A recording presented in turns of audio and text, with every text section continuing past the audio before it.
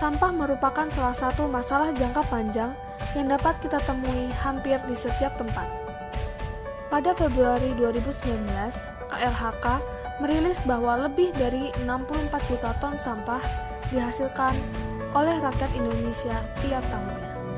Salah satunya adalah sampah plastik. Menurut BPS, ada sekitar 3,2 juta ton sampah plastik yang terbuang tiap hari. Lalu, bagaimanakah solusi dalam mengurangi salah satu masalah jangka panjang ini? Di Surabaya, terdapat salah satu UMKM yang bergerak dalam bidang recycle sampah botol plastik. Mereka adalah Rubris. Sekarang sedang proses pemilahan. Nah, di sini kita milah sesuai warna dan jenisnya. Nah, ini kita pilah, nanti kita akan buat untuk bahan produk dan filamen 3D print. Seperti itu. Nah, warnanya itu kita pilah supaya hasilnya itu warnanya konstan.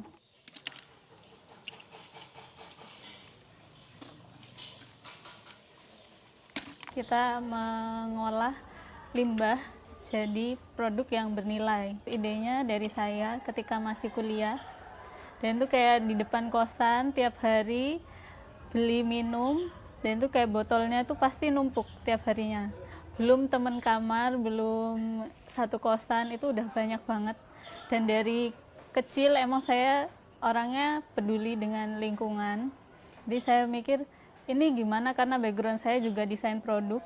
Jadi saya mikir gimana ini bisa jadi sesuatu yang bisa bernilai gitu, karena selama ini kita tahu barang daur ulang itu kurang ya bernilai ekonomis sebenarnya, cuman kurang bisa menyadarkan masyarakat untuk sebenarnya kita tuh harus do recycle kayak gitu.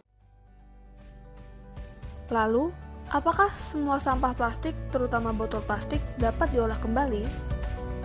Kita bisa memanfaatkan semua plastik, terutama 3 jenis plastik, yaitu PP, LDPE, sama HDPE. Untuk PP sendiri contohnya seperti sedotan, kemasan makanan, sama kemasan minuman.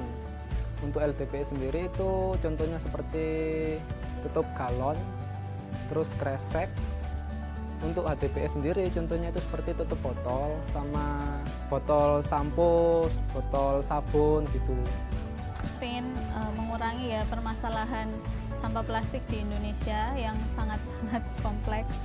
Dan kemudian ya kita pengen mengedukasi masyarakat untuk lebih aware juga dengan lingkungan, dan juga ayo menggalakkan zero waste lifestyle gitu. Jadi mengurangilah sampah yang kita hasilkan tiap hari, karena sampah yang udah ada ini kita aja kewalahan mengolahnya seperti itu. Dan kedepannya juga kita berharap nggak cuma limbah plastik aja, tapi kita juga bisa mengelola limbah jenis yang lain juga. Dari Rubris, kita bisa belajar bahwa pemanfaatan problem jangka panjang pun dapat mempengaruhi bidang desain, terutama home decor. Dengan pengetahuan yang cukup, usaha keras, dan pengolahan yang baik, sampah pun dapat diolah menjadi sesuatu yang bernilai. Sebagai desainer, kita harus mampu memikirkan dampak jangka panjang terhadap apa yang kita buat.